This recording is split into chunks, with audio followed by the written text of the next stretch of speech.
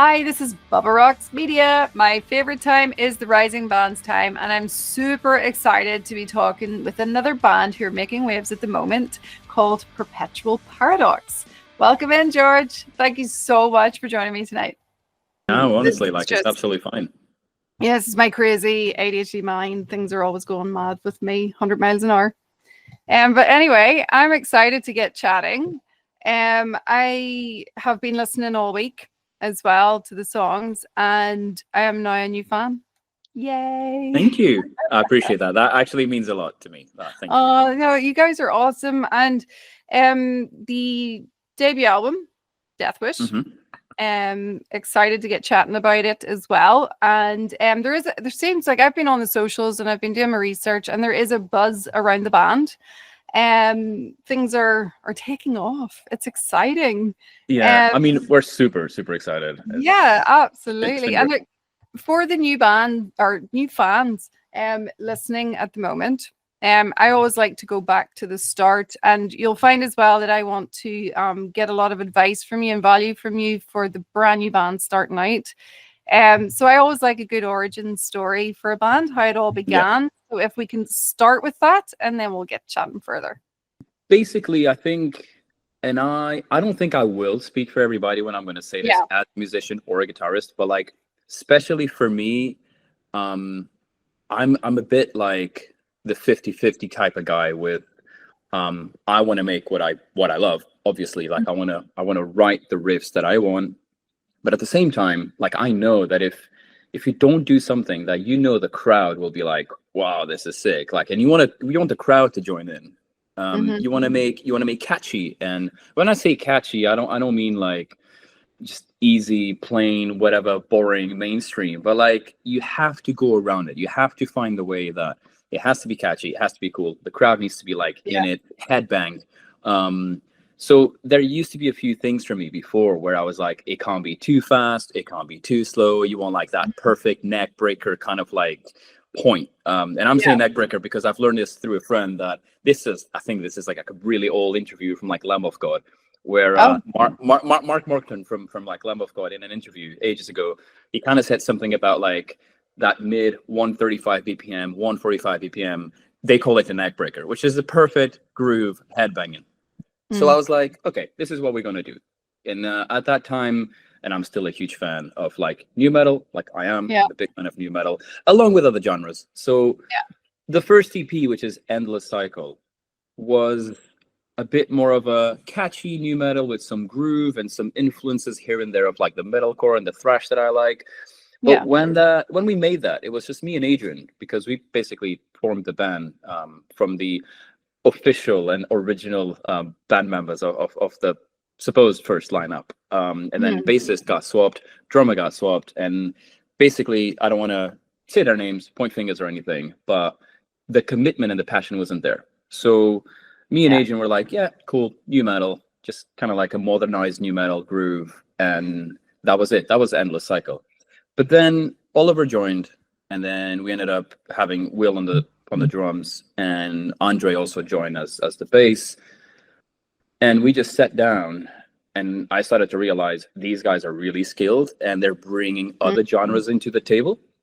So bringing their styles into the table, and Oliver having this constant thing about like, we can do better in a complex kind of modernized, fully mix of all the metalcore we love, the deathcore we love, death stuff, thrash, groove. Let's just level up a little bit. And then Monophobia was already the start of like, okay, we're going somewhere here where there's more thrash, groove, kind of like a Gojira thrashy, and that touch of metalcore. That was probably Monophobia. And then from Monophobia, we're like, no, let's turn it up a notch. Let's like find really like the skills that we are capable of mixing all the genres we like. And then Condemnation came out. And that was still an EP. So just a couple of tracks, because we were still studying ourselves. We were like, who are we? Like, who is Perpetual Paradox? We don't really know what we're doing still. Like, we keep like changing genres-ish. And then from Condemnation, this is when me and Oliver sat down and we were like, dude, what if we just technical metalcore has a baby with deathcore? And we're like, fuck yeah. So we we started to really put on the table the absolute bands that we love, we worship, we are influenced by, the playability that we love from them. And personally, Trivium, big, massive freaking fan of Trivium. And then along with Trivium and going deeper and heavier with along the years, it was like Whitechapel, Fit for an Autopsy, Die Artist Murder, and a lot of monuments. I do love a good djenty riff. So, you know, Meshuggah, of course.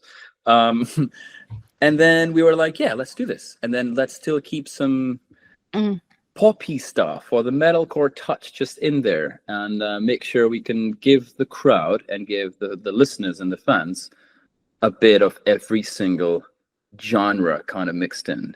And yeah, I think if you do listen to Deathwish start to finish, every single song, you can tell that there's a roller coaster of like, yeah, this is fast, this is death, or this is slower, this is groove, and this is more thrashy, this is more whatever.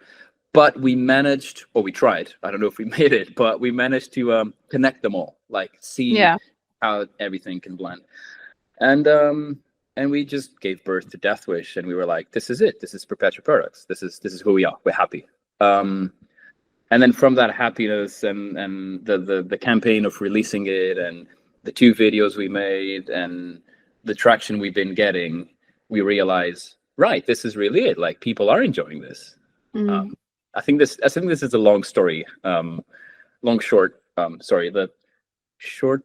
Long, whatever, you know the expression. My brain is everywhere. Long story short. There you go. Yeah, that's pretty much it. That's like the birth with Endless Cycle all the way up to Deathwish. Yeah, but that's what I love as well, because like I always find at the start, and you know, kids nowadays, like I speak to a lot of like brand new bands. They message me, you know, they're asking for me to find out from other bands. Can you ask them this? Can you ask them that? And a lot of them do at the very beginning feel like they have to be perfect straight away. But every band I've ever interviewed, and you're talking, you know, decades ago, like I was, you know, Slayer, people like that, and they'll all tell you the same thing. You're not going to be perfect at the start, and it takes time to find your sound for your band. And you've just illustrated that once again, you know, so kids, see what I mean? It's just about patience. It's about persistence and just continuing along the ride and finding the right people in the band for you, you know, that works best, which I think is the best part of it all. The other thing that I find that bands struggle with, and I actually did a recent post about it, is naming your band. There's some who just like, there was a band I interviewed recently there, and they just said, what about this? And everybody went, yeah, that sounds cool. And then it was that simple. But others, you know, have like written out a list of 100 potential names and, you know, tried to go that route. With you guys, like, it is a really cool name. And I love anything to do with paradoxes as well. So I'm just curious, was yours like an easy naming, or was there more of a story behind it? Not easy at all on my side, and not because I'm picky, but because I am that guy in the band that my brain is just riding on a certain train, but that's like my right hemisphere of the brain, while the left one is just sitting at the dock staring at the river, but melting, like brainstorming. And then I had that list. I made that list. I was like, all these names, but the thing for me was like, I kept having this thing that like, it needs to be related to the word perpetual, like a constant, like it's a steady act of something. So I kind of forced the thing about like, it needs to be a perpetual something or something around that. And then Agent was like you, like he was just like, oh yeah, I love the concept of paradoxes and things that are like impossible to reach, and things that are completely paradoxical. So they might exist, but it's impossible to prove, but then you go around it and there's like theories and stuff. And then when he said paradox, I was like, that's it. Like that's it. A constant paradox. Like, but when we were talking about it, I was like, perpetual paradox. It might be a tiny bit of a tongue twister, but we were like, if we play our cards right with like the 2 words, we can come up with cool logos, because it's the double P, and the unfortunate PP, because some people might say PP and it's kind of funny. But we make our own jokes about calling ourselves PP. Yeah, because we already had fans like making the whole thing about like, oh, pee pee and wee wee and piss, and we're like, yeah, that's funny, but we do that That's ourselves, so fun. we don't even care anymore. Yeah. That's how really the name came up, with me and him having this like, I want this, and he was like, I want that, and we were just Mm. bam. Oh, that's mad that it just worked then. The universe made that one work. You mentioned logos there. I love logos. I have a real thing for logos. And to me, the best logo out there is by him, the heartogram. It's like the genius design of the simplest idea that nobody had thought of at the time. And he just wrote that. I think he designed that when he was 20 or something. You're just like, dude, like that was so clever. But like Yeah. with you, with your logo, was it easy to create then as well, or was there So argument? Adrian, we each of us in the band have like a skill. We each have Ah, like cool. a thing we deal with. And Adrian is the absolute gadget mastermind, designer, graphic, Oh, video brilliant. dude. Yeah. And at that time, he was just like all in with photoshopping stuff and editing and play around with stuff. And he came up with the PP. He did it. He designed it. And to be honest, as soon as he did that final logo, the Perpetual Yeah. Paradox logo, I was like, I need to tattoo this. Like, I need to tattoo this. Nice. And I did it. I've got it in the back of my neck. Cool. Adrian did it as well. We all have it in different Yeah. places. But me and Adrian have it in the back of our neck. And I was like, this is it. This is cool. And I don't even care whatever happens to us in the future. Like, this is it became like a very big statement in our lives, especially on mine. And I think in every band member of Perpetual Paradox, because speaking again about like words of advice and making a band and all that, for whoever's watching this, always focus first on having chemistry with yourselves. Like, you have to be, a band is a family. We're not just like people who go in the room, practice and fuck off. Like, you got to be like, oh, sorry for the cursing. You're going to put like, Oh, you're okay. It's all good, dude. so anyway, like, obviously we got to be like, I don't know, skilled, whatever genres, but chemistry, bloody chemistry in the band. Because if there is no chemistry, if you don't love each other, and even if there's like weird banter or we bully each other and there's pranks and whatever, it's just part of it. Like, and we also argue with each other, and we also are upset with each other sometimes, because it happens. That's a family. And what I'm trying to say is, when you find that you got that chemistry where you're really happy with, this is us, like the five of us, this is Perpetual Paradox, that's when it clicked to me that I was like, I'm gonna tattoo this logo. You guys are sick. I love you all. Whatever happens to this band. And I got the tattoo like way over a year ago. And we've only been active for 3 years, but I was quite confident and just like, yeah, this is a big deal for me. And yeah. Well, like, tattoos are a snapshot of, your life too over the years. So it's always good to have. And that's great advice too for the kids. The family side of it, like, that is really vital. And we're actually going to play a wee song now. And we're going to play Ash and Blood.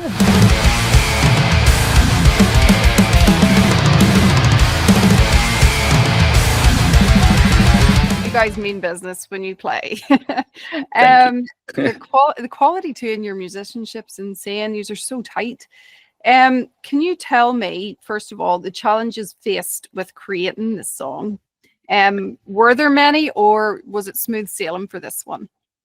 I think so. Me and Oliver are quite similar on how we want to compose, or we like to compose. And this is maybe the average 99% of the time as a guitarist, is we make a riff, and then and then the drums come in, and then the bass comes in, and then we'll just send it to the singer, and it's like, yeah, do some lyrics, whatever, sing over this. And that is the case. Like, I'm just always home, like, riffing around, coming up with stuff. I record some stuff. I'm very critical of my own stuff sometimes. I guess we all should be, really, or else you would not become a better version of yourself tomorrow with your music, or if you're a creator, art creator, whatever, in the creative industry. And so this is what happens. Me and Oliver will just compose a full song. We'll have like a vision of like, this is the song. We'll make all the riffs, all the clean intros, outros, whatever we have in our brains. Always with a bit of a back and forth with the drummer, bassist, and the singer. But we will compose something, and then when we feel like this is it, we will share the demo. Everybody else gives their ideas, and most of the time, Will, our drummer, he's just like, yeah, just send me the whole thing. I'll put some drums over it, and then we'll take it from there. And that's pretty much it. Like we come up with stuff and then send it to the rest of the band, because I guess me and Ollie are like the most creative ones musically. No, I'm not putting down like the rest of the band members, but like we're always the ones that have this constant like new riff. Yeah. So he came up with he fully composed Ash and Blood, Forgiveness is a Weakness, and he also did Deathwish. Yeah. And then the other 4 tracks were fully composed by myself. So Unhealable Wounds, Into the Void, Self-Gravity, and Backbone of Existence.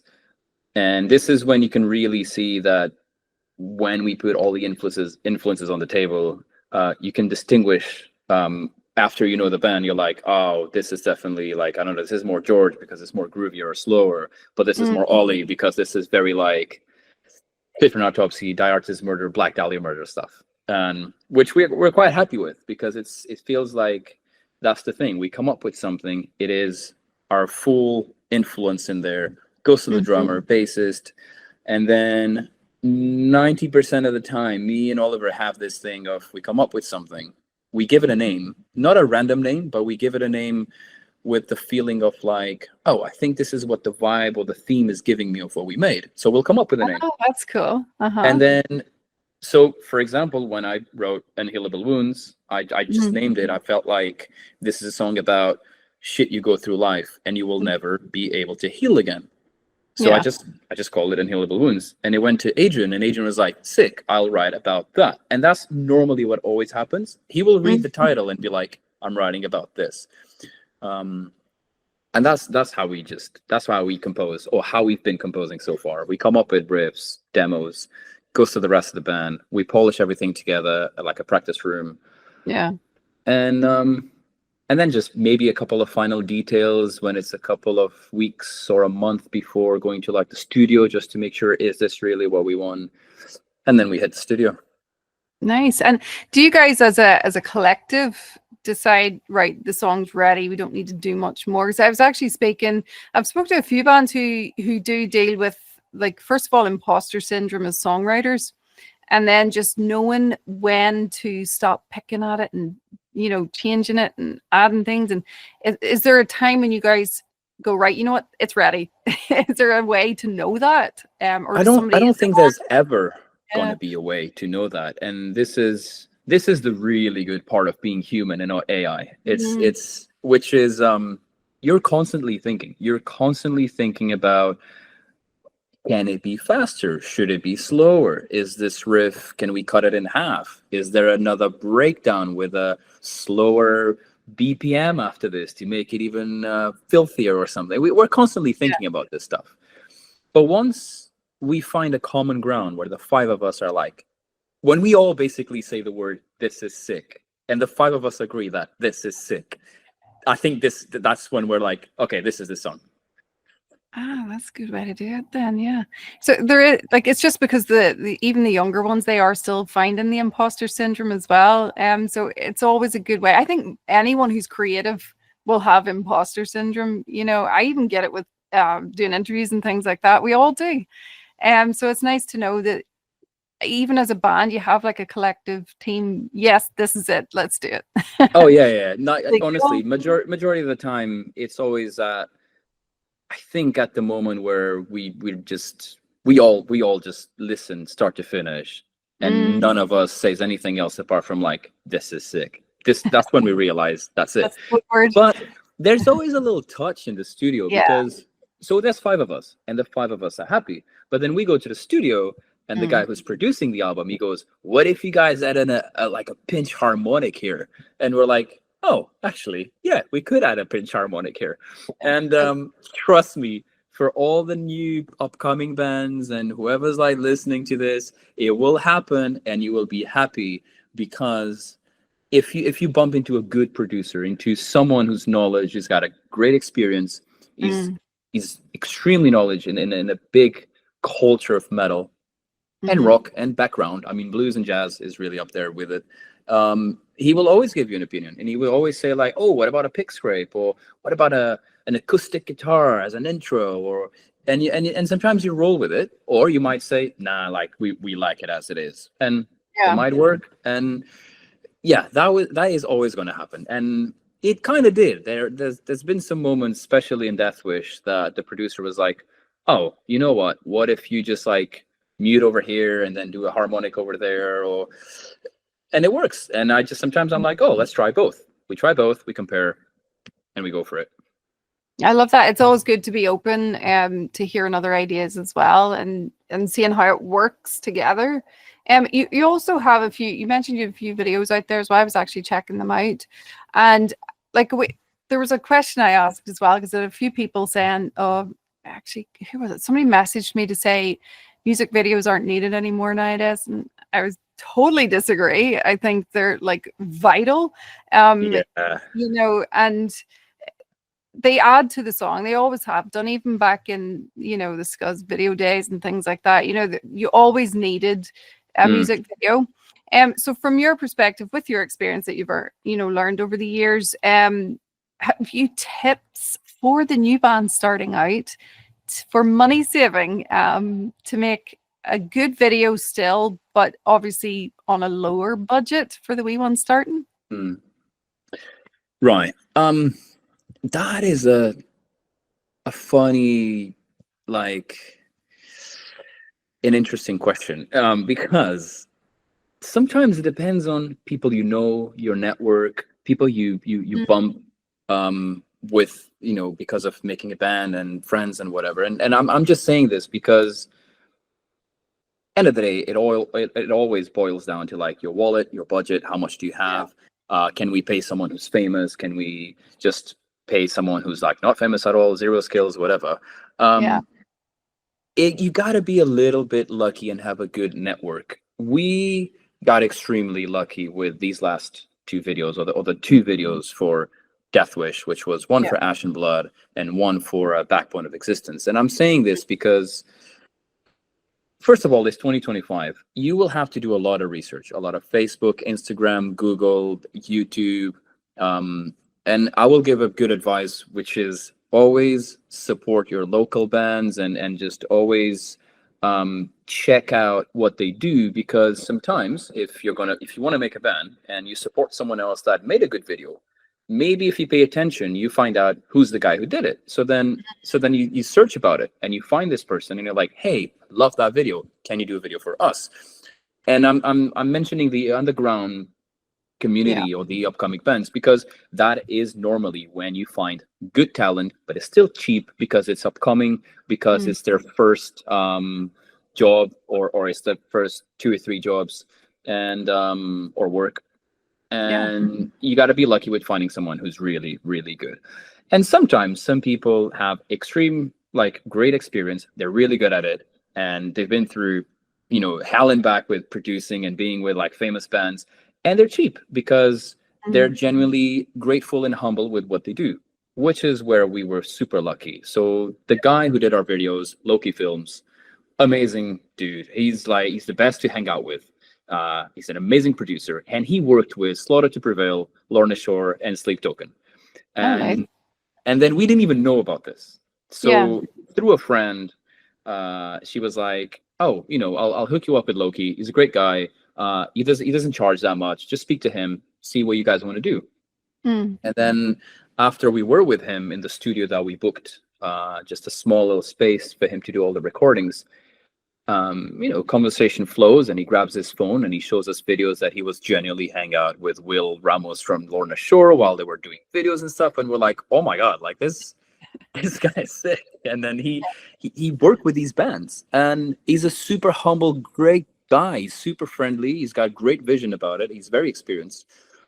And I have to say, like, we got lucky. Sometimes you'll be stabbed in the back with people saying that they're great. They will charge you 5K, but it's going to be the best, and it's not. And you've wasted 5K. And bands have no money. We still have no money. We're upcoming. Like, we're not famous, and it's really hard. And everything was out of our pocket since deciding to make this debut album. And we felt like in the beginning, it kind of sucks. We're spending a lot of money. What if it doesn't work? It's not going to go anywhere. We're getting old. I'm turning 35 next week. I was like, oh.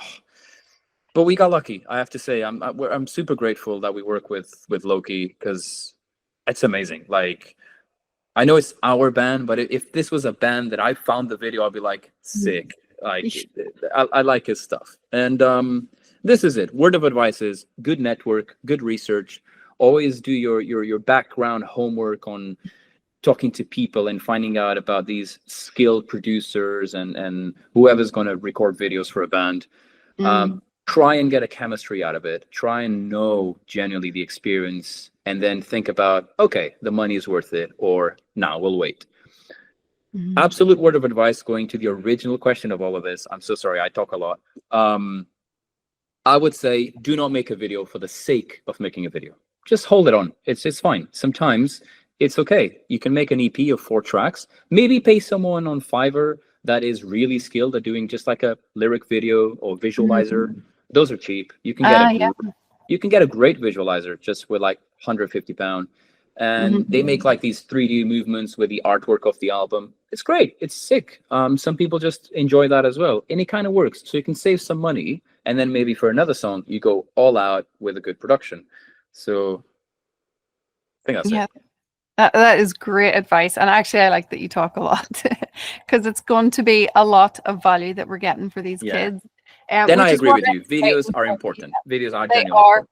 We do need them, people, especially like even from a journalism perspective. You know, I'm going on and I'm looking to find out more, and the video always helps as well. So they are vital. And going back to the album again, I'd love to know, do you have a favorite song off the album? Is there one that stands out to you that you'd recommend to new fans? I do, and this always happens when I work with Oliver, and he does his stuff and he writes his songs and I write mine. Is first of all, he is a extremely gifted dude. I could not be more thankful for us to have bumped into Oliver, or he bumped into our Facebook post about finding a guitarist, because he's a great guy. But on top of that, he's a shredder. He's an absolute bloody machine. Like, he genuinely is. He is. And in the band, I'm the one who normally comes up with the slow dragging Silosa style of riff. I like a good ambiance and a immersive emotional solo. But then you got Oliver, who's into his fast shredding, complex arpeggios, all the scales, everything you want. He's just really good. But then this is where both things kind of combine. And because of that, because I'm a huge fan of that, but I can't do it. When he does something, my brain just explodes with an absolute musical orgasm. So my favorite song is "Forgiveness is a Weakness," because when I finally learned how to play it, because he was like, "Hey George, this is what I made. Here's the tabs." You know, after you learn it, you'll know what I mean with certain passages of the song and stuff. Because trust me, there's a big difference between playing guitar, listening to something, or it is your own music. You're playing it, but you also need to enjoy it. And after a good run of about countless practices over and over and over, learning "Forgiveness is a Weakness," and I was comfortable with playing it, and we started to play it live, I was like, this song is so good to play. Like, the riffs personally are like, this is amazing. Like, I really love playing "Forgiveness is a Weakness" live. And I think it is Oliver's best work, in my opinion, because of the whole culmination of riffs, breakdown, whatever you name it. It's just good. Like, honestly, like, it's my favorite. "Forgiveness is a Weakness" is my favorite. Love that. And the other thing that I'd like to get from you is what you hope your fans take from the music itself as well. Is there a message the band wants to help people feel? I think to start with, which is, in my opinion, most of the time what happens with when you find a new band and why do you relate to that band Mhm. is the musical genre. Like it's the genre, and then apart from the genre is how does the singer sings over it. Like there's a lot of bands that I love how they play, but then the voice comes in and I'm like, oh no. And I'm just saying this because our band is just one of those things that I want the crowd to really appreciate what Adrian does. Yeah. He's extremely gifted. I've generally Phenomenal. watched Hmm. Adrian growing as a singer. The way Endless Cycle was, and now Deathwish, the way he growls, screams, shouts, the gutturals, and also the cleans. Backbone Yeah. of Existence, that clean, that's all him. And I'm every time we do something together, I'm like, hats off, man. Like that was crazy. And with our fans, I just want them to realize that we're not trying to be the next big thing. We're not trying to be the next something, but we're Hmm. really trying to mix and blend as much as possible all the genres we love, keeping that modern, I would say, metalcore and deathcore Yeah. touch, which is what we have in common. So so we don't really fall in a category where like it's just thrash or it's just death or it's just groove. So we want to please everybody. We want to make sure that every single metalhead is happy with us because there's a safe space in headbanging and shredding, in clean poppy choruses. There's a bit of everything. And Mhm. end of the day, and to be honest, this is my number one thing with music, and trust me because I've seen a lot of famous bands live, like Metallica, Mastodon, Slayer, Slipknot. I've seen pretty much all the big ones, Hmm. and I'm super grateful that I've seen live like all these like huge bands. Yeah. End of the day, word of advice, absolute word of advice, really is don't care. I don't care about the genre. You have to throw a show. Like you have to perform. Hmm. I've seen bands live that I was like, whoa, this was amazing. And it's not a band that I normally listen to. Yeah. So that's what we're also trying to do. We're doing Hmm. this music. The album is out. We hope people love the music. But our main thing is when we hit the stage, when we have a gig, we play like it's the last time we're playing. We always imagine that like, right guys, this might be the last one. So let's just smash it. And that's what we do. And we hope that the crowd is like, you know what? I don't even really like the style, but they are sick live. That's Yeah. that's us. That's me. That's how I think. So I take it like that. This is why I love when a band has a video, because when you have a video, you see when people move and you see when people Mhm. do stuff. And if there's no video, for me it's boring. You have to see performance. You have to see like how the band interacts and what Mhm. is the actual physical emotion when you're playing or singing or the drums and yeah, performance. You have to be happy of what you're doing. I feed on crowd energy. I've Yeah. um fun fact or funny story is once I stopped playing at a gig in front of 400 people to Mhm. join the pit because I was it was Oliver doing a solo, I was doing the rhythm, and then Uh-huh. I saw the mosh pit and I was like, fuck this, I need to be part of this. And I put my guitar down and I just jumped in and I can see people like, what the fuck, he's not playing, he's right here Yeah. with us, because that's me. Like that's crowd energy, like raw freaking In the mosh moment. pit fun, Awesome. so that's my answer. Performance, just live it, the passion and energy, and it doesn't matter the genre. Yeah. No, that's true. And for me as well, like music is just emotions. It's how you connect emotionally to a song. And I'm the same. It doesn't matter genre, it doesn't matter songs. As if it connects and away you go. So you guys will be incredible live. I can't wait. I really want to see you at some point. So come to Ireland. To be fair, I've been trying to you probably know Survivalist. No. Right. Wait, Maybe. are they? Okay, I might be saying something barbaric here. I think I'm not sure. Northern Ireland, Belfast, right? Hmm. Yep. Right, they're from Belfast. Oh, So right, not right. Ireland. It's Northern Ireland. North. But so I've been trying to actually see if I can sort out some sort of tour with them where we do like Northern Ireland and Right. Ireland. So let's see. Ah, you never know if they're listening, or I'll reach out. You never know. The other thing I want to ask you, you were speaking about performing there and touring. Um, there's a lot of stuff I need to find out just from your perspective, touring tips for new bands. Again, I know touring's expensive, and it just gets more and more expensive every year. And you know, the new bands starting out, they're like, oh my god, where do we even begin? So if we can give a wee bit of advice just on that, and then also just if there's, you know, tips on, first of all, from the money perspective, but secondly from the boredom perspective, because the traveling, the long drives, the sitting around between, you know, sound check and performing, is there pranks that go on? I think you mentioned pranks a wee bit earlier there, but yeah, just fun things. It's hard to start talking about touring, and bands will know what I mean when I say it's hard, because there's a lot involved, especially after freaking Brexit, which doesn't really affect all of us because we're all European. None of us is British apart from the drummer, so he is like, he is English, so he's the only one that kind of needs to worry a bit more in case I don't know, we would go to a country where we need a visa or something. We're all European. I'm Portuguese, Adrian's Spanish, Andre's from Brazil, and then Oliver is half Danish, half English. But we all have like what people call like a strong passport, and we don't really have it. We like traveling and all the visa stuff. Maybe if we go to America, it would be a bit trickier. I mean, to be fair, with my face, I'll probably be deported in America because I'd look Mexican, I guess, sometimes. I'm a bit of a Spanish Latino looking dude, so I don't know how Trump would like that.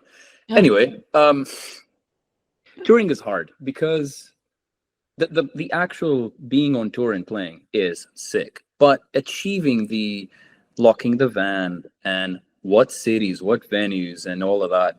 First of all, it takes a very long time. It is extremely hard working to put up a tour. And I'm just saying this because, first of all, we're still nobodies. We're not signed with any label. We're independent. We toured in Europe. We did 4 different countries in Europe. And I organized everything by myself because I was just committed to like, let's go. Let's do a tour for fun. But also to break even, not to just spend a lot of money. So I wanted to make sure that end of the day with each gig, there would be a little pay or a good pay, sell some merch, food's included, so we can like pay for the petrol. And then, next day, next city, next country, whatever. So it took me a very long time. I think I started to organize around October, and we toured the following year, June, July. And this was me just randomly like checking out like what countries are worth it, to also make some sort of circuit that it makes sense either clockwise or anti-clockwise, so we don't just like zigzag around countries and stuff. That's it's just so random. We are very lucky. Oliver's parents live in Luxembourg, and we just got their car, which is a massive cruiser car, and then Oliver drove the whole time because he's got a driver license. Now there's 2 or 3 band members that have a driver license. I don't. But so he was driving. It was his parents' car. Thank you. And I've just organized everything. I spoke to all the promoters, all the venues. I made sure that every single venue had a drum kit. So we would save space on our drummer to not bring his full drum kit.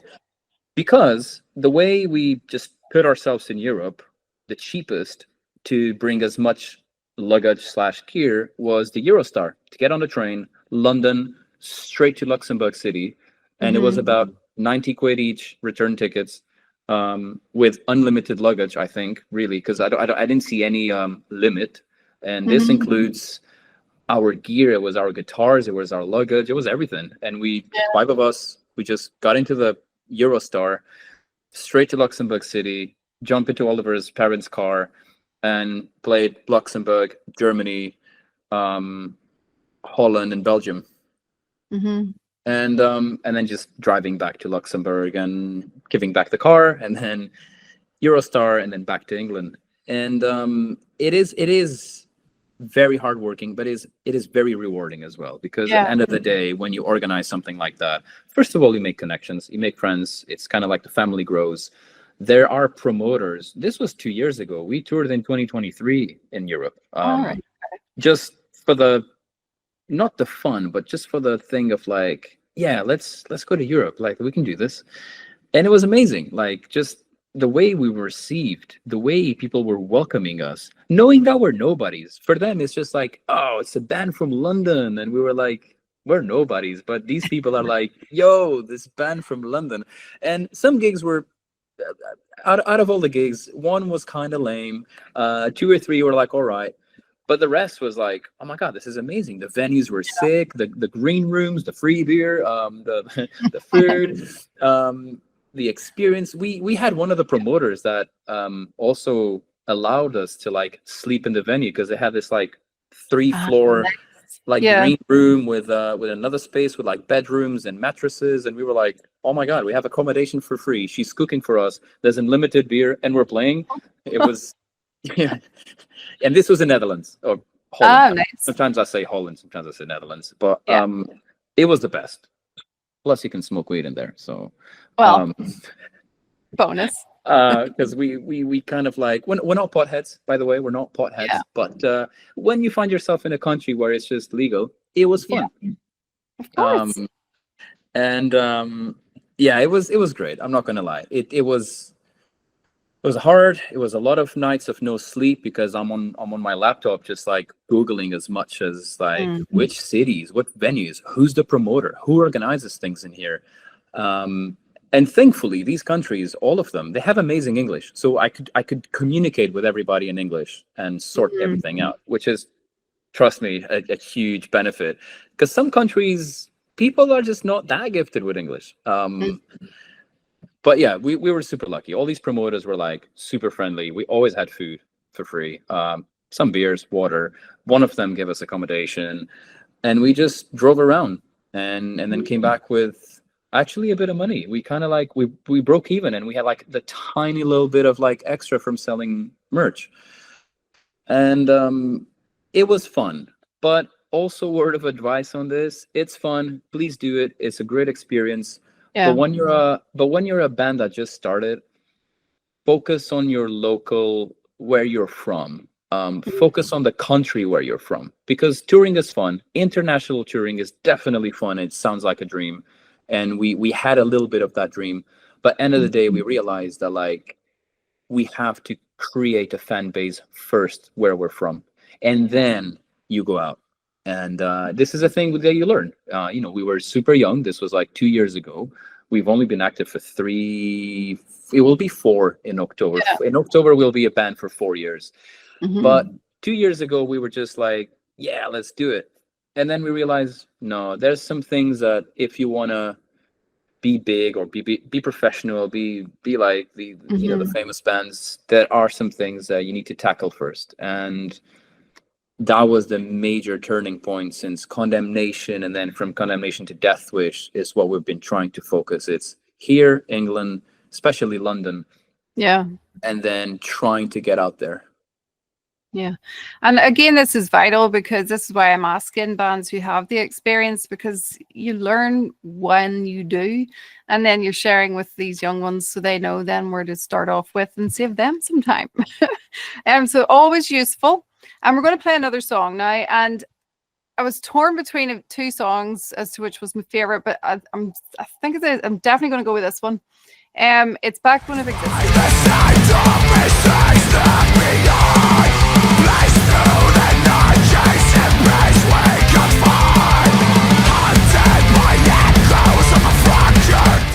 I love that bell. It just works. It adds into everything with the song.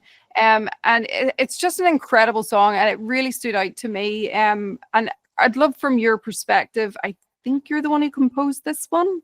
Yeah. Just what you loved most about creating the song, and then also the recording side of it. Was the bell decided within the recording time, or just how that all came about within that process? So I love creating songs where you kind of go through a roller coaster. It might start with a acoustic guitar or something kind of clean and kind of slow, but then it just punches you right in the face with like the verse when it kicks in. And I like to listen to music that like in one song you can experience a lot of things, a lot of different things, and the fans can take every single song how they want to. They can feel sad or angry or full of energy or raging, or because it gives you that, like music gives you that, because everybody goes through different things in life, and then you have different experiences, and then when you listen to music you relate to something. Yeah. And because you always relate to something, I always like to compose things that will give you that journey of different things. And end of the day, I always had that breakdown in my head. The bell was a spontaneous kind of little thing that Will didn't have that symbol until we were writing that song. But then he bought that because he had the idea of like, hey, what if we just do that call that, like, when you hit it, then the breakdown starts.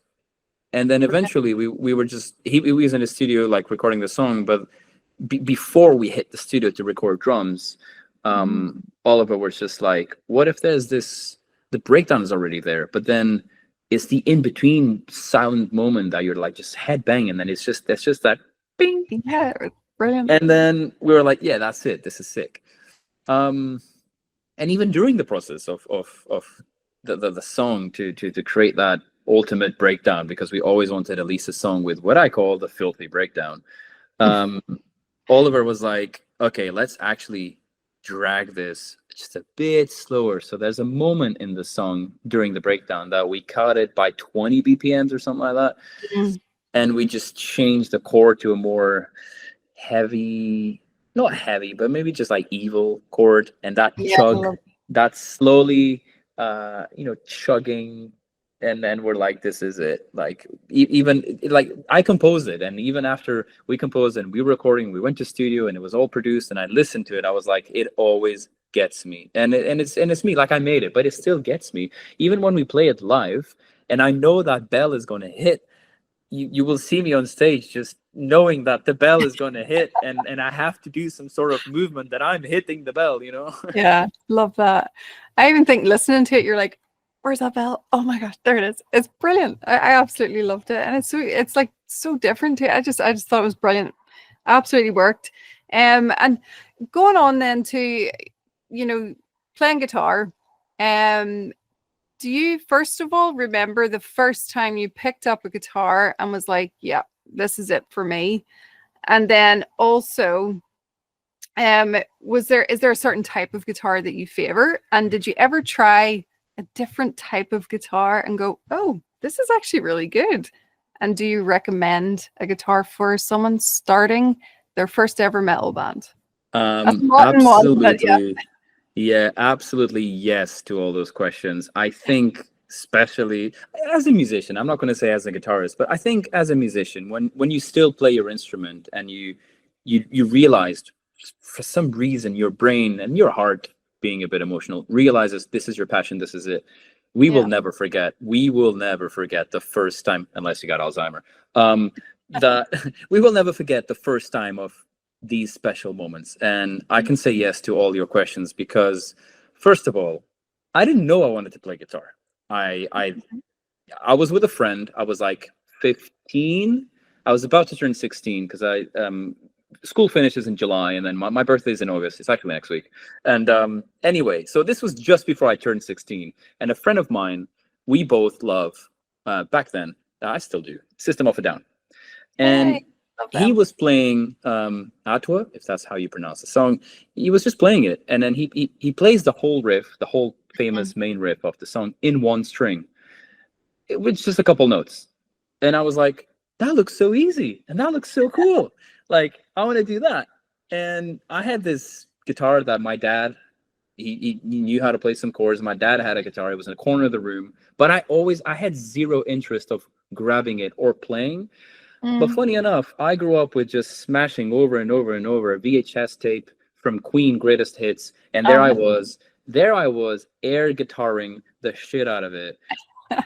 And I think I always knew, like, I wanted to play music, but I never had the interest, right? So my friend just goes, oh yeah, this is how you play this song, just in this one string. It's super easy. And I was like, yeah, this is super easy. I want to do it. And my mom just had this thing about, like, it's just a silly song that you just learned that those 4 or 5 notes, right? And I was like, no, no, no, because then I had internet, and I was like, tabs, more bands, and then I went downstairs and I was like, Mom, look at this, and I was like, this is Jimi Hendrix, this is AC/DC. Then I was playing those things to my mom, and honestly, it only clicked to my mom when by myself, like self-taught, I learned Faith by George Michael because of the Limp Bizkit cover. But then I went to the original song, and then I've learned Faith, and then I went downstairs and I was like, Mom, listen to this. And I know my mom loves George Michael. Okay. Cool. So I play Faith, what I knew, the bit of like up until like the chorus or something, and I was singing as well. And I think my mom just went, fine, you know how to play guitar. Let's buy you like the cheapest acoustic. I'll get you in some classes. And I had like theory for a year only. Because I was just the typical guitarist that like, fuck theory, and I don't want any of that. I just want my first electric, read a lot of tabs, learn everything. I remember not going to bed because I was 16. It was 2006. We just installed internet in my house, and I was like, this is it. I'm just gonna watch a lot of YouTube and just learn tabs. To the point that like every single day I was like, right, AC/DC, amazing, I've just learned this. But then the next day I'm like, Angel of Death, yeah, let's go. And then it was all these like band after band. And then I ended up having like a teacher who he basically was the one that molded George into who I am as a guitarist. Really was my first electric guitar teacher. It was in Portugal. And he had a Jackson that he looked at me and like he knew like my mom was poor. I came from a very poor, not very poor, but it was kind of a poor family situation. Yeah.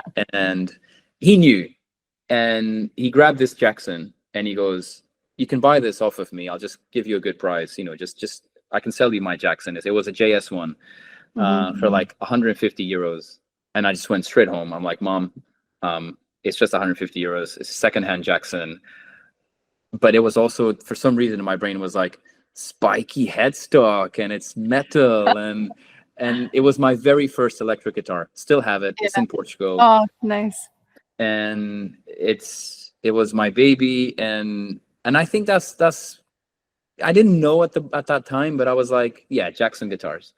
And that was it. And then from there, I was just like playing every day. I made a band in Portugal. I ended up making a second band in Portugal. They're still active. They're kind of growing. They're called Infractor.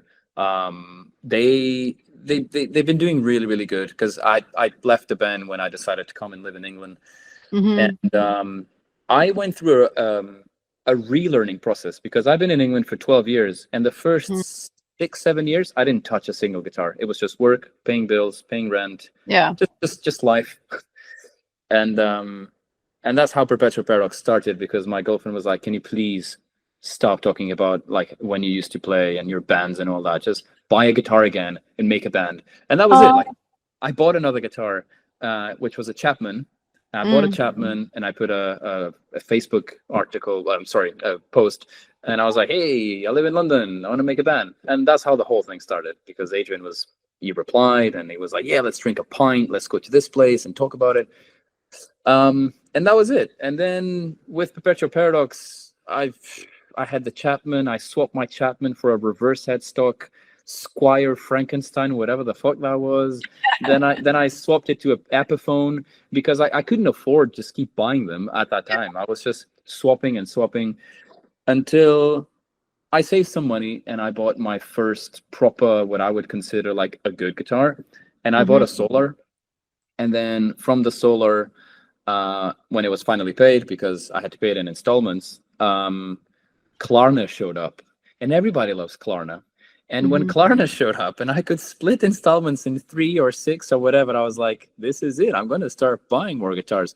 So at the moment, I've got like four Jacksons, 1 Epiphone and 1 Solar, because the band just kept growing, and the band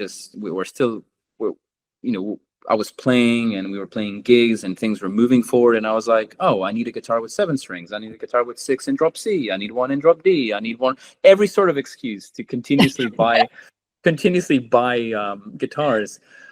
But ultimately, Jackson for life. Jackson is life. Like, Jackson is the best thing ever.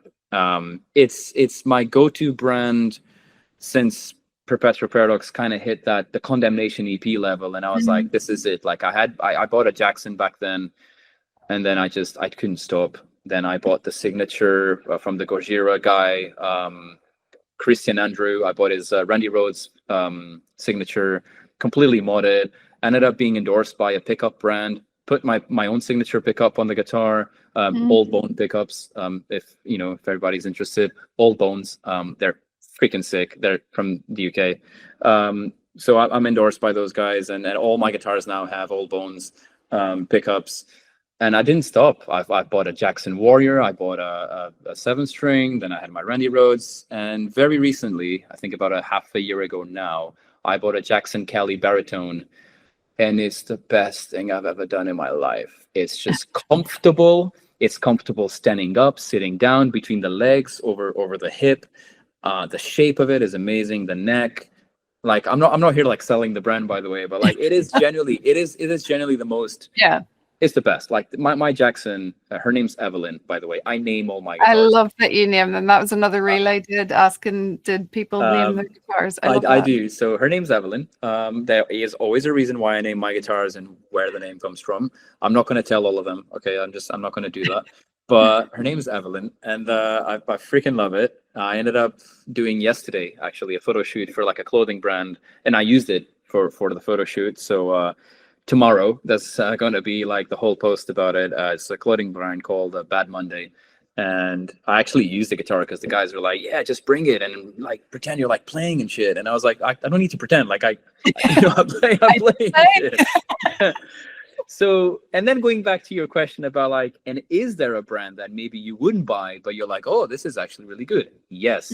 I think about 2 years ago, I went to a guitar shop and there was a Charvel, a very bright pink Charvel that nothing against pink. I freaking love pink, depending on what we're dealing with. But when you have a black guitar and the pickups are pink, for me, that's amazing.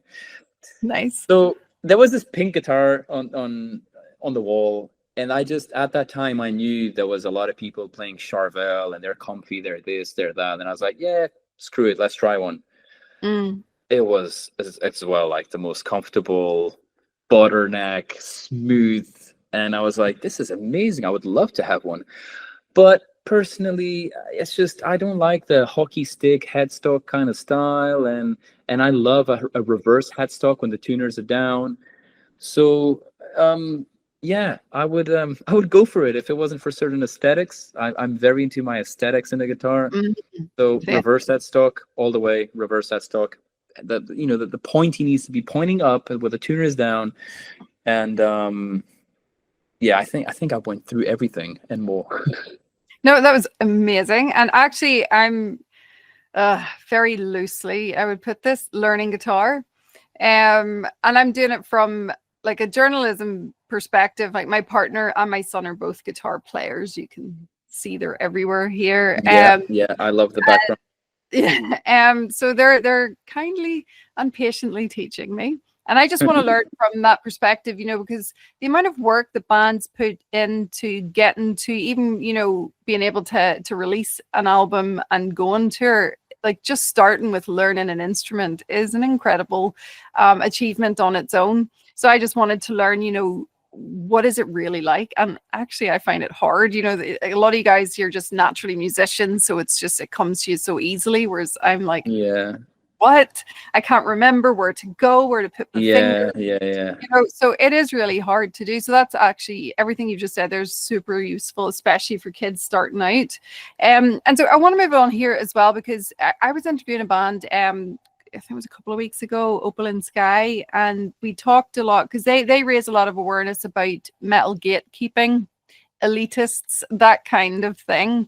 And I've experienced it myself, just being a fan of music. Like, I was like, back in the day, I was into the usuals, Slayer, Carcass, Cannibal Corpse, all those guys. But then I also was there for the new metal wave when it all came out.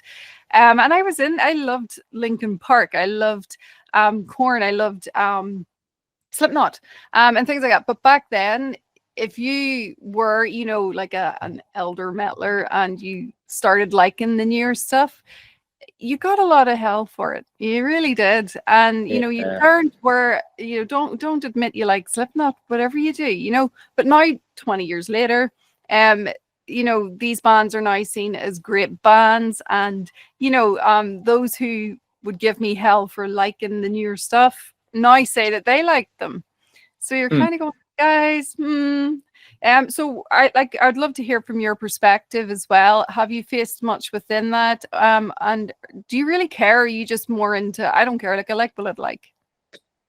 I can answer to that if I care, if I don't care, with my own personal taste in music, and that's going to give you an absolute answer of to what is it with me in it, because I'm a big metalhead. I love my metal. I'm passionate about metal, but I shit you not, one of my favorite artists ever that I would sell one of my balls to have like dinner with him and bring him back to life because he's dead is Dean Martin. I freaking love Dean Martin.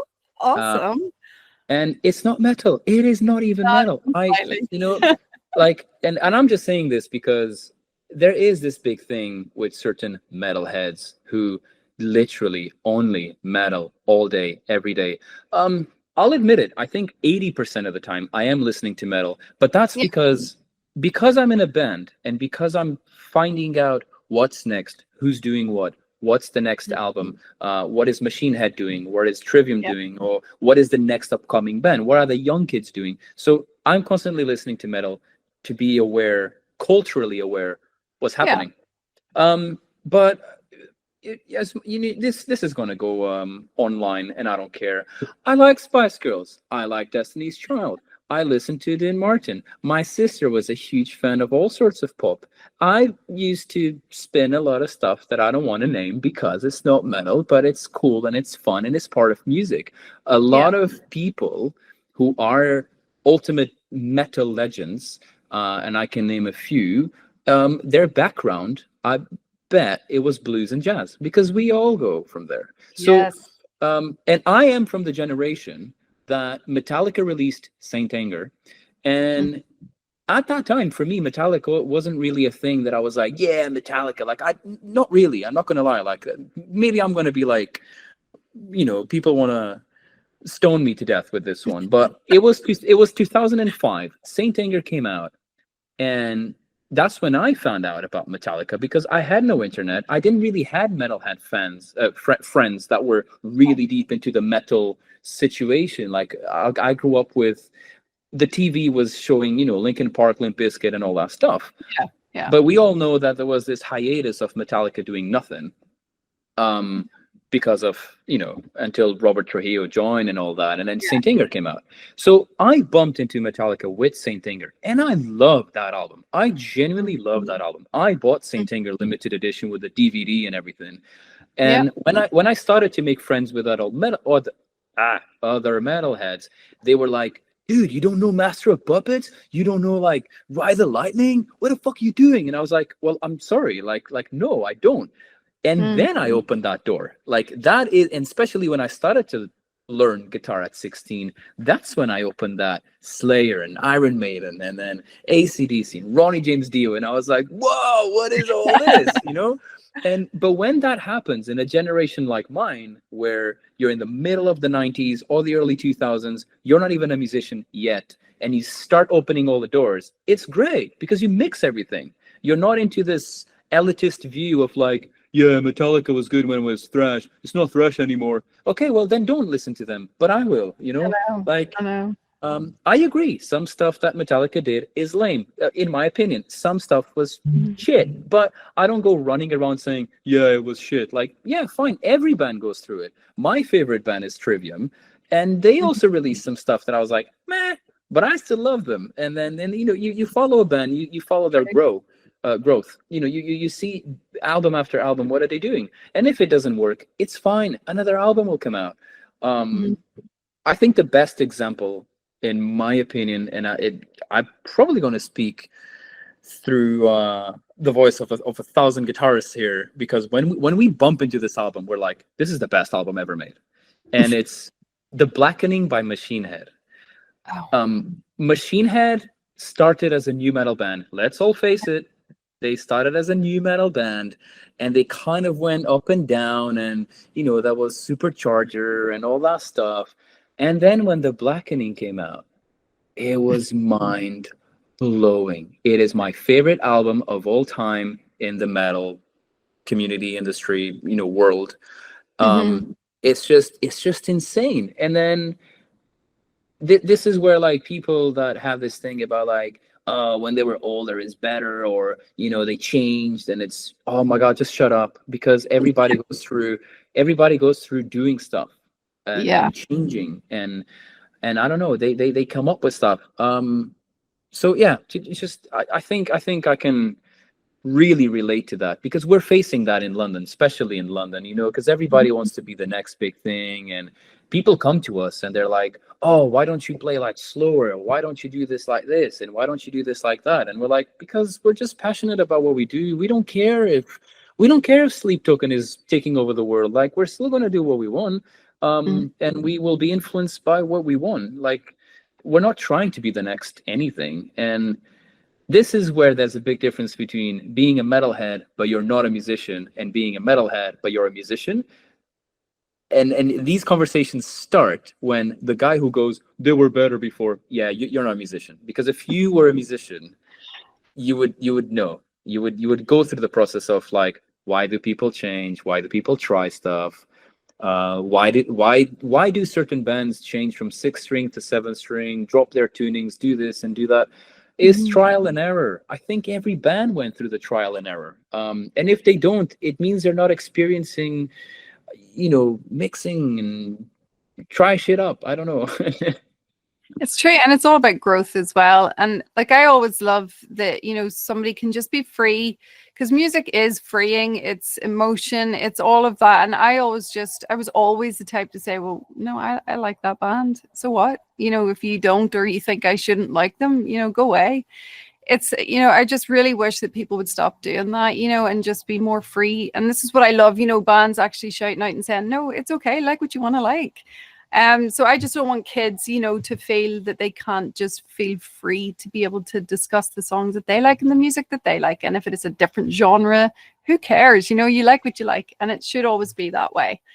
And on that note, we're going to play another song. This time we're going to go with Deathwish. Now do I feel no bone? I'm facing you down. You're a star unknown, a shadow figure And what I'd love to know from this song is, what do you want the fans to take from this song? And did you have any challenges when recording it? I had the enormous challenge of learning it, because when Oliver composed it, I could tell that this was Oliver's most ambitious work. He does not make things for the sake of showing off, if that makes sense. He didn't write his songs to show off how fast he is or how complex he is. He did it because he challenges himself every single day to be better. Like, he really does. This is the difference between me and him. I'm very lazy, I'm not going to lie. And because of Oliver, I've found myself to like playing way faster than I used to, and play stuff I would never imagine, because I love my comfort zone. But it's true, if for you to grow, you got to get out of your comfort zone, or else you don't grow. And I have nothing but 1,000 thank yous to my own band member Oliver Miles to get better at guitar, to grab my guitars and be like, right, let's really use all the fretboard, and let's use all the strings, and let's do something. And when I learned Deathwish, I was like, damn, this is hard. But then the more I was practicing, and the more I was going over and over and over, I'm like, you know what? It's actually not that hard. It's like it is, but at the same time, it was just me being lazy and not practicing. And then I found myself with like, fuck, this is good writing. Like, it's such a good riff, or it's such a combination of whatever he came up with. And Deathwish. He told me the story that there was some sort of article or not an article, I think a documentary that he used to be a big skater, and Deathwish was the brand of something in the skater industry, Ah. for a skateboard or whatever it was. And he said, I always had the word Deathwish in my head stuck since he was 16 skateboarding. And he was like, I want to make a band with this name or a song with this name, whatever. And he finally did it with us. He wrote Deathwish, and he was like, it has to be called Deathwish. I have my personal reasons. Love and, it. and we were like, okay, yeah, sick, Deathwish. And it became the name of the album. It became the single that represents the album. It's the name of the album. It's the title track. And I think I am not Oliver. I can't really tell you the emotion he went through of creating it and why Deathwish is Deathwish. A little bit. I mean, obviously we share our thoughts about stuff like that, and it's just the absolute culmination of him being the best guitarist of he could ever be, writing something. He was like, I want to write like my masterpiece so far, and he wrote Deathwish, and we were like, this is amazing. Like, this is the absolute, like, fast, straight in your face, punching, groovy, mosh pitting, whatever you want to call it. And the thing is, I don't want to speak through him about it, but and unfortunately he couldn't make it today. So he had just had no, it's okay.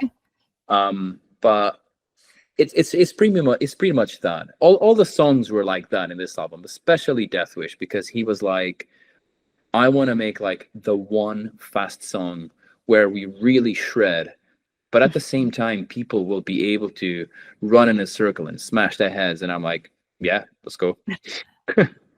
Love it. And it worked.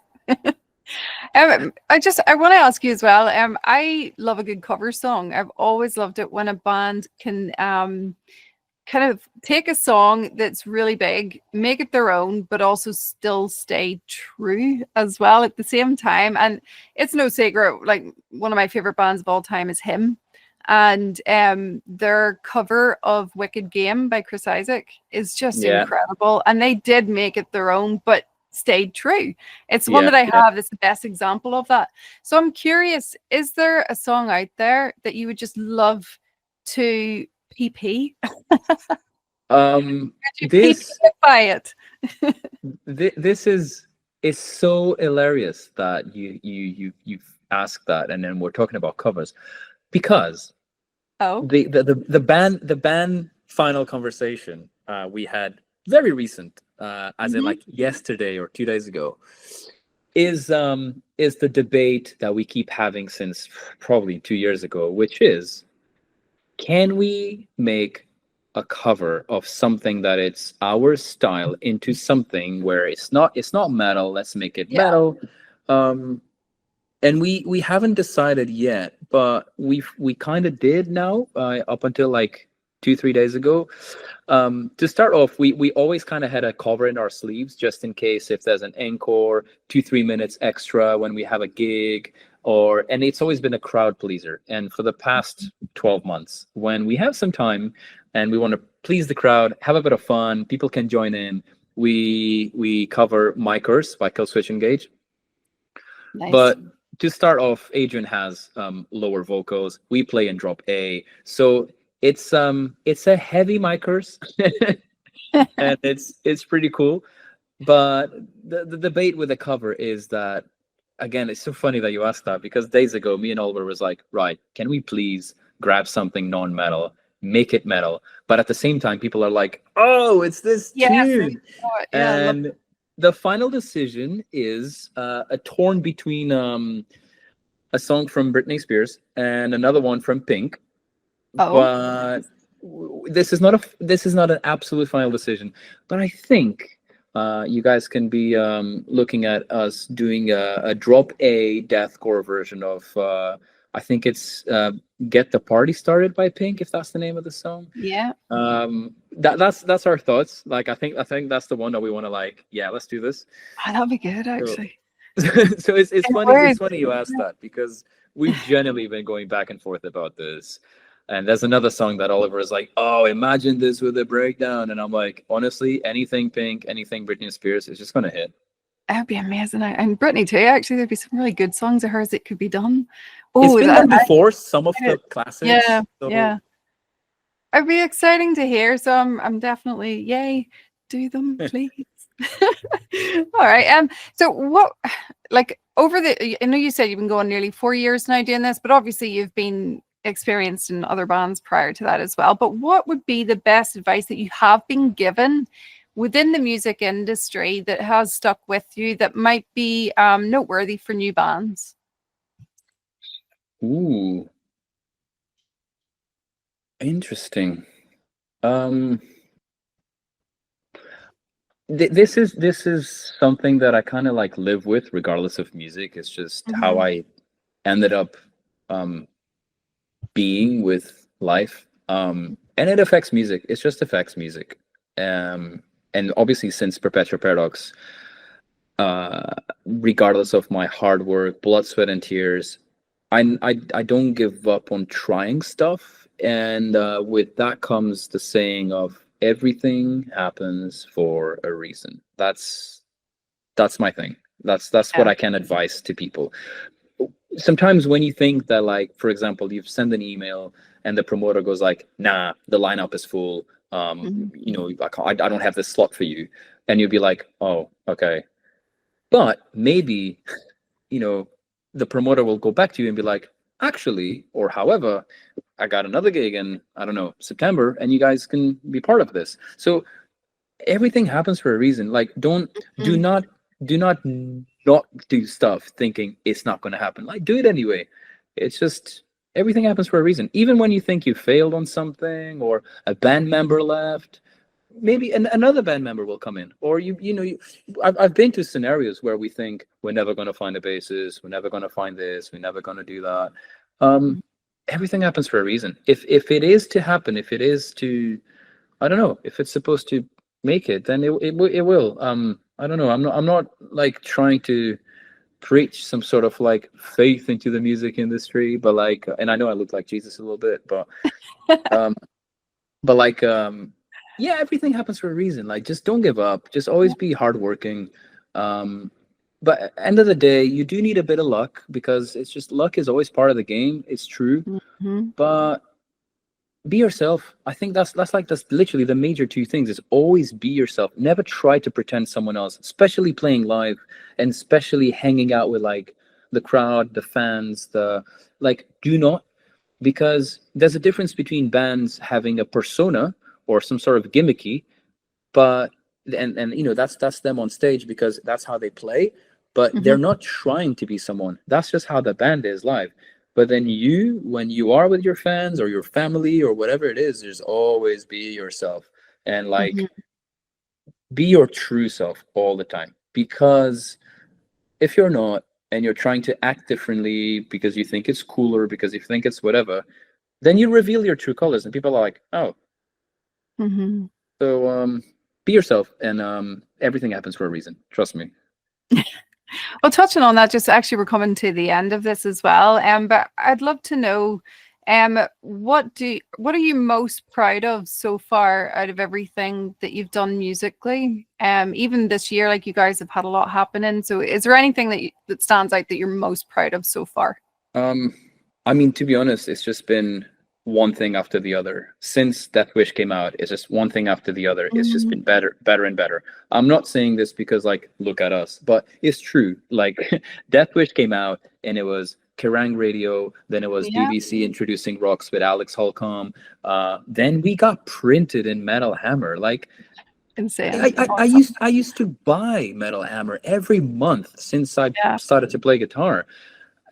I cried because, like, I got printed in Metal Hammer. You know, like, for me, that is probably the number one. Yeah. If not at the same level of my most, like, being very proud of, like, oh my God, like, this happened. Yeah. Was the fact that I love Jackson guitars. I will die using Jackson guitars. It's just my thing. I am not seeking kind of the endorsement because I would love to, please, but. My point with this is that Jackson is probably one of the most famous metal guitar brands in the world. All the greatest have used them or still use them. Even Kirk Hammett at some point had a Jackson in Metallica. Anyway, I made a post, and obviously I tagged Jackson about a guitar that I modded, a guitar that I kind of built. Yeah. And they asked me for that photo, and they made the collab post. They reposted it on their page, and I was like, my guitar is on Jackson's Instagram, like their personal Instagram. So for me, it was like, that's sick. And I was just like, this is weird. This brand, you enter their Instagram, and one of their posts is my guitar. So I was like, yay. And it might not sound huge, but for me, it was like, oh my God, like, what the fuck? That's really cool, actually. That is big. There's been a lot has happened for you guys, and just from my research, it's incredible. Like, and there really is a buzz around the band, which I think is well deserved. And because the songs are really good quality, they're great songs.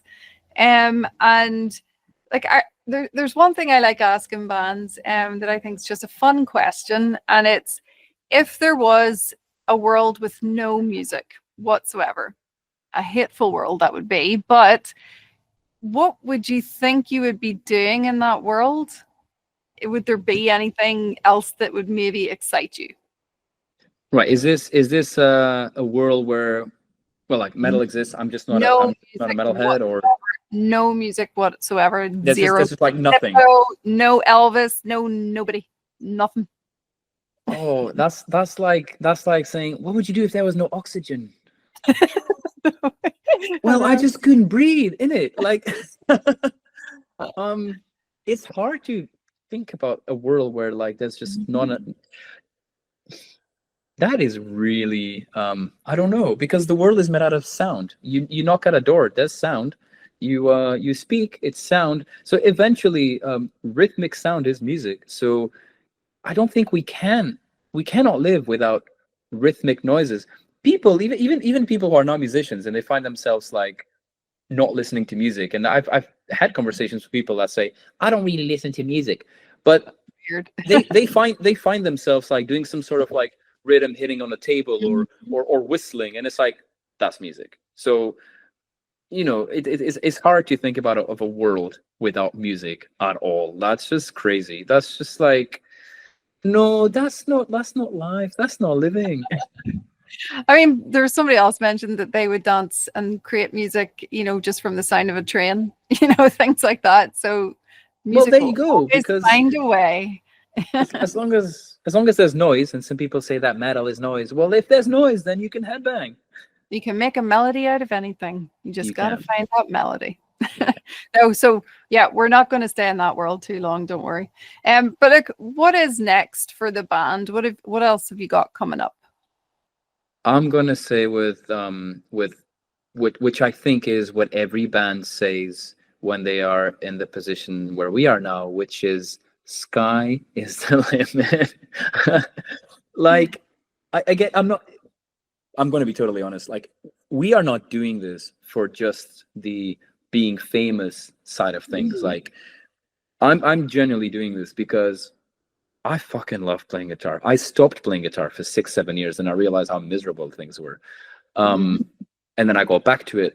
Like, the thing with being famous for me is not the fact, it's not the being famous per se, but being more popular means a bigger stage, bigger crowd, more people in front of you. So I want to be more popular, not to walk around in the street and people being like, hey, that's George. Like, no, I want more popularity, because that means bigger festivals, more crowd, bigger circle pits. Like this, that's what I want. So, and this really hit me when we did our first. So for the first time that we did what we would consider a big crowd, about a year ago, we played in this venue with 350, 400 people. And when I saw those 400 people in this room and in a mosh pit, I was like, this is it. Like, this is so cool. Imagine if it was 1,000. And I actually said this out loud in a conversation once, and Oliver was like, imagine like Wacken and Brutal Assault and Resurrection, Download, Bloodstock. And I was like, guys, imagine like 40,000 people in front of you. So this is why the next step for Perpetual Paradox is just to keep grinding on trying to I don't like, we just want to play. I don't care if I got the endorsements or I don't, or if I'm popular, if I'm not. Like, I don't care. I just want to play, and I want to play. And like, I just want to be that guy that can say, when he's older, I played at Download, I played at Bloodstock, I played at Resurrection. I just want to be able to be that guy, to say that my bucket list achieved playing in America, playing in Japan, playing in, I don't know, like anywhere. Ireland. Ireland. I just, you know what, at this point, being realistic with your question, being actual realistic with your question, I think the next step for us is we are at the stage of, we need the chance to open for a famous band because we know we're capable of it. Like we are, yeah, live performance, like we know we can deliver. And the thing is, let's face it, and being realistic about this, is how things happen. If you open for a famous band, you'll gain new fans, and that's how it goes. Like, and then you gain more fans, you gain more popularity, then it's a bigger show, and then it's a bigger show. And this is what we want right now. We just want to be able to show people what we're capable of. But to have a bigger crowd, you need a bigger support slot, or you kind of hit like a nice tour with someone who's kind of like bigger than you. And this is it. I think the next step is just something bigger. And then from that something bigger, and then this is it. Mm-hmm. Well, that's insane. And it is true. You know, everything you've said has just been real honest and truthful. And I really appreciate that. And as well, all the value that you've offered for the kids who are listening and watching too. So I really appreciate that. And we're actually going to play out with Self-Gravity. It's another one of my favorites. And just before we play it out, if there's anything that you want to let, or that you hope the fans listening to the song will take from this particular one. I think I'm just going to repeat myself, but it's because I've composed that song, and it's that. Sorry, just give me a slight second. You're okay. Right, one of my cats opened the door, and it was kind of like, she's Love around. That. If anybody wants to say hi to Freya, say hi. Yay, let's say it. Hi, Freya. Cute. Yay.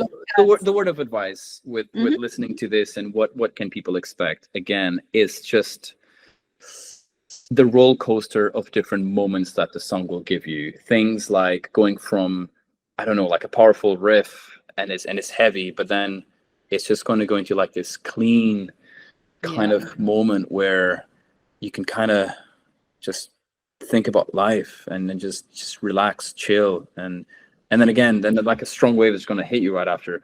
So I'm a big fan of that. I'm a big fan when things are kind of aggressive, but then you can breathe. And then after breathing, it means you can inhale and go back to war. Yeah, I'm the same. I love that too. But yeah, look, thank you so much, George, for hanging out. And thank you. It's been an absolute blast chatting with you. And I wish the band all the best. I really genuinely do. And hope to get to see you play live as well. But anyway, here we go, guys. We're going to play out with Self-Gravity.